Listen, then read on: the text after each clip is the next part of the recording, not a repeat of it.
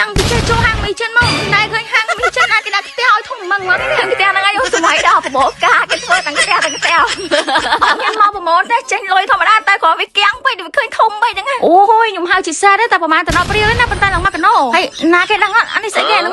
ដឹងដាក់សិនខ្ញុំគិតទៀតកុំឲ្យខាតអូយអញពីអ្នកដឹងចេញពីហាងឡើយញ៉ៃពេលពេញហ្នឹងអីអានេះនៅក្នុងរឿងចិនគេហៅមីនំសំណាងកាន់ទៅវិញកាន់សំណាងល្អអីអត់ទេហូជាតិគេបែបចិនប្រោយមិនធម្មតាអ្នកនេះអនពីស្គាល់ហាងហ្នឹងអត់អាហ្នឹងនេះអនពីទេហ្នឹងដូចជាឈ្មោះស្អីស៊ូឡុងកាន់ហ្មងអូយតែខ្ញុំរែកឲ្យបងបងនៅហ្នឹង9លើ10មកស្រួយគាត់អែមស្រែមប្រោយណាហាងគេដូចដំណាក់រីជ្រាំងចឹងអូយដូចបែបបាត់ថាអូឡាឡាអ្នកនរគ្នាមកហាងហ្នឹងចង់ចំណេញ$3ទៅវិញអត់លោត FE on mall មួយនិយាយថាសួរឲ្យអ្នកនរគ្នាចាយត្រឹមតែ$15ឡើងហើយនេះ5ហាងហ្នឹងមានសូរ៉េសាប៊ូរីគិនតាន់ and buffet កាលខូរៀន barbecue ហើយជាមួយនឹងស៊ូឡុងកាន់មួយទៀតណាគឺកន្លែង playground អូនតូចឈ្មោះថា champion នេះចាយមើលចាយឲ្យតែអស់$15ឡើងនៅក្នុងចំណោមហាងទាំង5ហ្នឹងហើយយើងអាចទាញយក voucher promotion $3នៅក្នុង app Eon Mall ហើយ promotion ហ្នឹងមានចាប់ពីថ្ងៃហ្នឹងរហូតដល់ថ្ងៃ30ឯណាហើយសំខាន់មានតែនៅ Eon 2ណា